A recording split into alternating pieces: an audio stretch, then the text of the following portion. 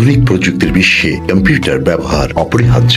ব্যক্তিগত কম্পিউটার ব্যবহার করা সাধারণ মানুষদের জন্য অনেক সহজ হয়ে যায় কাট, কপি ও পেস্ট কমান্ডের সুবাদে। কিন্তু এর আবিষ্কারক কে জানেন?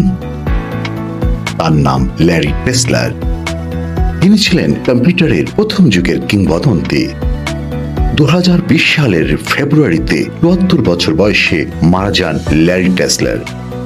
1960-এর দশকের শুরুর দিকে এমন এক সময়ে সিলিকন ভ্যালিতে কাজ করা শুরু করেন ল্যারি টেসলার।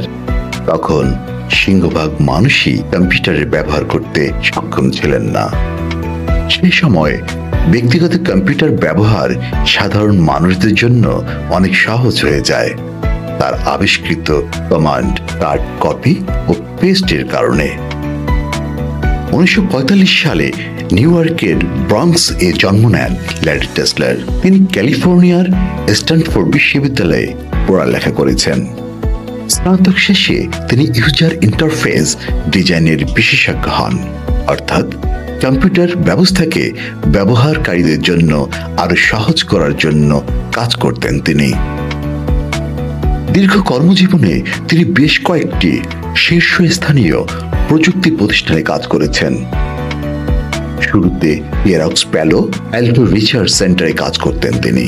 এখান থেকে তাকে অ্যাপেলে নিয়োগ দেন স্টিভ জবস। অ্যাপেলেই পরের 17 বছর কাজ করেন প্রতিষ্ঠানের শীর্ষ বৈজ্ঞানিক কর্মকর্তা হিসেবে।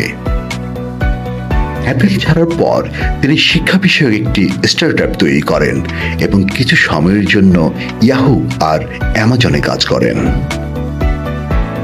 ল্যারি টেসলারের সবচেয়ে জনপ্রিয় আবিষ্কার সম্ভবত কাট, কপি ও পেস্ট কমান্ডগুলোই। যতদূর জানা যায়, সনাতন পদ্ধতিতে মানুষ যেভাবে ছাপানো কাগজের লেখা কেটে আঠা দিয়ে অন্য একটি কাগজের উপর বসাতো, সেই মূলনীতি অনুসরণ করেই তৈরি করা হয় এই কমান্ডগুলো। 1983 সালে অ্যাপেলের লিসা কম্পিউটারের সফটওয়্যারের এই কমান্ডগুলো রাখা হয়। তার পরের বছরে বাজারে আসা ম্যাকিন্টশে ছিল এই কমান্ডগুলো।